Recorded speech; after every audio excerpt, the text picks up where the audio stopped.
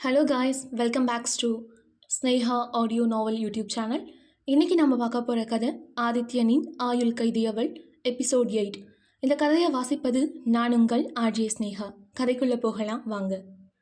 ஆதியை அறையும் அளவிற்கு யாருக்கு துணிவு உள்ளது? மறக்கக்கூடிய ஆளானி என்று ஆதி கூற, அந்த எதிர்ப்பக்கத்தில் இருந்தவனோ ஆதியை பார்த்து சிரித்து கொண்டே, ஆமாம் மச்சான், என்னை மறக்க முடியாது தான் என்று கூறினான். இப்போவாச்சு கையை எடுப்பியா என் கோட்டில் இருந்து? இல்லை இது உனக்கு வேணுமா என்று அவன் கேட்க, ஸ்டாப் இட் ஆரவ் என்று ஆதி கூறியபடி சென்று அங்கு போடப்பட்டு இருந்த சேரில் அமர்ந்தான். ஆரவ், வினாய், ஆதி மூவரும் உயிர் தோழர்கள். ஒன்றாகத்தான் பள்ளி வரை படித்தார்கள். என்ன நினச்சிட்டு இருக்க உன் மனசில்?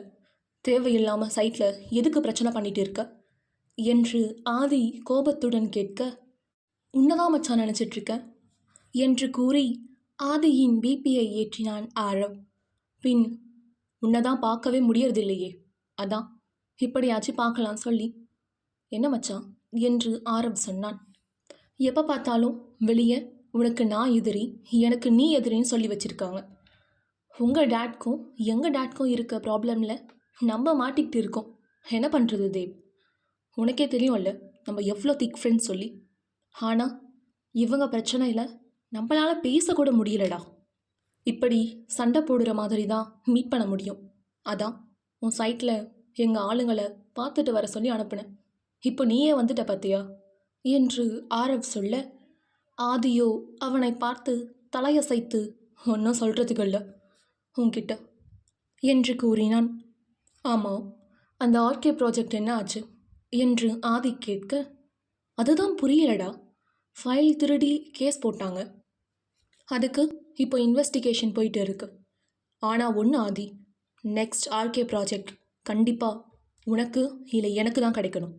அவனுக்கு மட்டும் போகக்கூடாதுடா என்று ஆரவ் கூற, நான் தான் இருக்கேன்ல, பார்த்துக்கிறேன் என்று ஆதி கூறினான். அது மட்டும் இல்லைடா, சேர்மன் போஸ்ட்டுக்கும் வேறு யாருன்னா உள்ளே வந்தாங்க, நம்ம 2 பேருமே மாட்டுவோம்.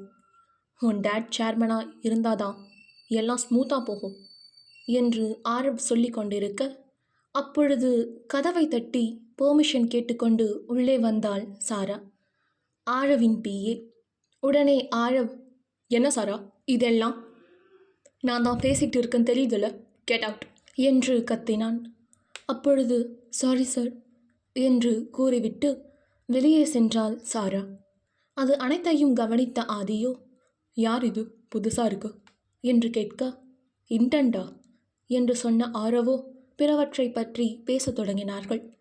சிறிது நேரம் ஆரவிடம் பேசிவிட்டு, ஆதித்யன், நான் கிளம்புறேன் Aarav, we will meet in the guest house, மறந்துடாமல் வந்துடு என்ன சொல்ல, இல்லைடா அம்மா இன்னைக்கு நைட்டே ஊருக்கு வர சொன்னாங்க, ஏதோ இம்பார்ட்டண்ட்டாக, ஸோ ஃப்ரைடேவே பிளான் பண்ணிக்கலாமே என ஆரவ் சொல்ல, ஓகேடா என்று சொன்ன ஆதி, உனக்கு எப்போ மேரேஜ் என கேட்க, ஆரவோ, எனக்கு அதிலலாம் இன்ட்ரெஸ்டே இல்லைடா என்று கூறினான்.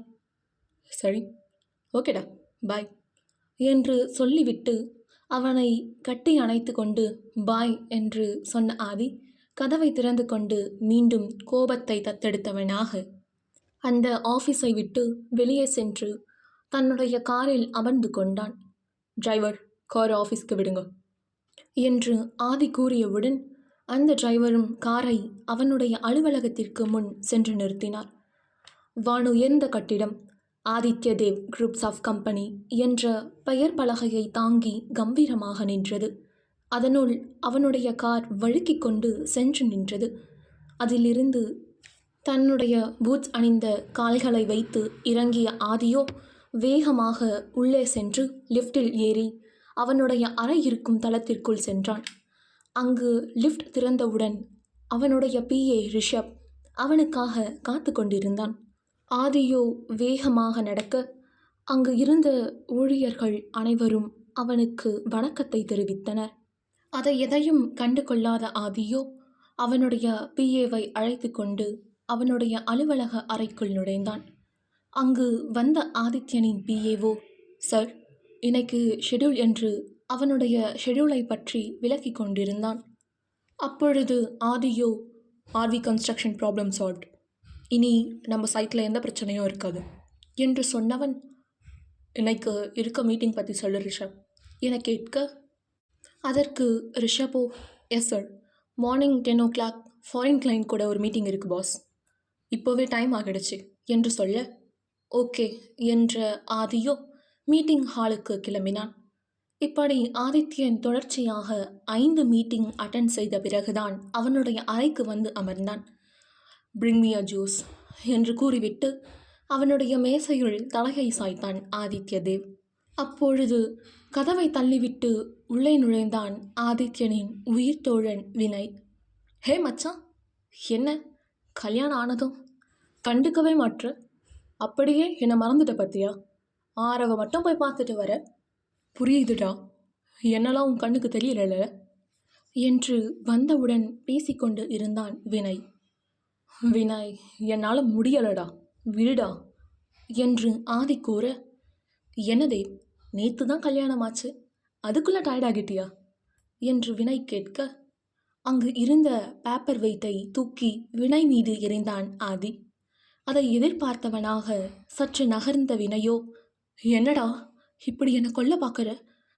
காலையில் தான் என் பாட்டி சொன்னாங்க இன்னைக்கு எனக்கு பெரிய கண்டம் இருக்குன்னு, ஆனால் இப்போ தானே தெரியுது நீ தான் அந்த பெரிய கண்டோன்னு என வினய் கூற, சும்மா இருடா என்று ஆதி கூற, சீரியஸான வினய், என்ன மச்சான் என்னதான் ஆச்சு என கேட்க, உனக்கே தெரியும்ல நேற்று என்ன ஆச்சுன்னு. எனக்கு அந்த மதுராவை பிடிக்கவே இல்லைடா, பணத்துக்காக என்னை கல்யாணம் பண்ணிக்கிட்டா, அப்படிப்பட்ட பொண்ணு கூட எப்படிடா வாழ்கிறது என ஆதி கேட்க, புரியுதுடா, ஆனால் நான் பார்த்த வரைக்கும் நீ சொல்கிற மாதிரிலாம் எனக்கு தோணலை. அந்த பொண்ணு பணத்துக்காகலாம் இந்த கல்யாணம் பண்ணியிருக்க மாட்டாடா. நானே பார்த்தனே, உங்கள் தாத்தா தான் அவகிட்ட உன்னை கல்யாணம் பண்ணிக்க சொல்லி கேட்டார். அந்த பொண்ணு உனக்கும் உங்கள் ஃபேமிலிக்கும் சொல்லப்போனால் அவள் உனக்கு ஹெல்ப் பண்ணியிருக்காடா என்று வினய் சொல்ல, ஆதிக்கும் வினய்க்கும் வாக்குவாதம் வந்தது. அப்பொழுது வினய் ஆதியிடம் சண்டை போட்டுக்கொண்டு இருந்தபோது உள்ளே வந்தாள் அவள். அவளை பார்த்தவுடன் பேச்சற்று அவளை ரசிக்க துவங்கினான் வினய். அதை பார்த்த ஆதி என்ன என்று கண்களால் கேட்க, முதலாக வினய் வெட்கத்துடன் சிரித்தான். வினயையே வெட்கப்பட வைத்த அந்த பெண் யார்? வினயின் பேச்சை கேட்டு ஆதி மாறுவானா? ஊருக்கு கிளம்பும் ஆரவ்க்கு காத்து கொண்டு இருக்கும் பெரிய அதிர்ச்சி என்ன? அடுத்த பாகத்தில் பார்க்கலாம். அதுவரை உங்களிடமிருந்து விடைபெறுவது நான் உங்கள் ஆர்ஜே ஸ்னேகா. மறக்காமல் ஸ்னேகா ஆடியோ நாவல் சேனலை சப்ஸ்கிரைப் பண்ணுங்கள். உங்களுடைய கருத்துக்களை கமெண்ட் பாக்ஸில் பதிவு பண்ணுங்கள். இந்த எபிசோட் பிடிச்சிருந்தா லைக் பண்ணுங்கள், ஷேர் பண்ணுங்கள். நன்றி.